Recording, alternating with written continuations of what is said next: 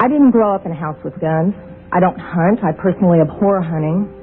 But I was given a gun by a friend when I was 21 to carry in my purse for self-defense, and I was taught how to use it. A couple of years ago, my parents and I went to a cafeteria in Texas on a bright sunny day. We weren't in a dark alley where we weren't supposed to be.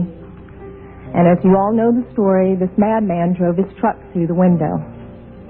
And he began shooting. Well, immediately, my father and I got down on the floor and put the table up in front of us. And this guy kept shooting. And you're thinking, well, what could it be? Is it a robbery? That's the first thing that generally comes to mind. And he keeps shooting. It took me a good 45 seconds to realize that this man wasn't there to commit a robbery. He wasn't there for a hit. He was there to simply shoot as many people as he possibly could. When I finally realized what was occurring, I thought, I got him. And I reached for my purse. He was maybe 12 feet away. Is it possible my gun could have jammed? Sure. Is it possible I could have missed? Sure. But I can tell you I've hit much smaller targets at much greater distances. But then I realized that a couple of months earlier I had made the stupidest decision of my life. I took my gun out of my purse and left it in my car. Because as you well know, in the state of Texas, it's sometimes a felony offense to carry a gun in your purse. I can tell you that I'm not mad at the guy that did this. As he continued, it was obvious that he was a madman. My father, at that point, said, I just got to do something. I've got to do something. He's going to kill everybody in here. And he rushed the man.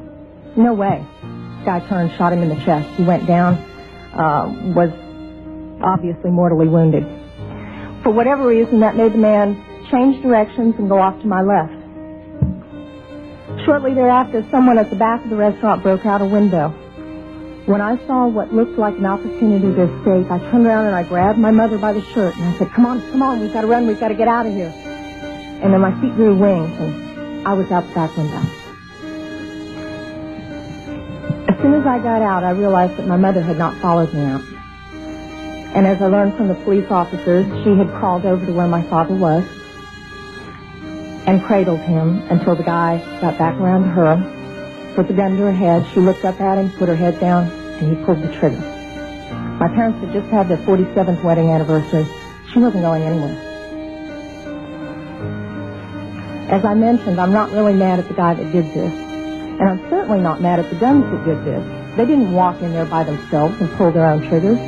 The guy that did it was a lunatic. That's like being mad at a rabid dog. I'm mad at my legislators for legislating me out of the right to protect myself and my family. I would much rather be sitting in jail with a felony offense on my head and have my parents alive.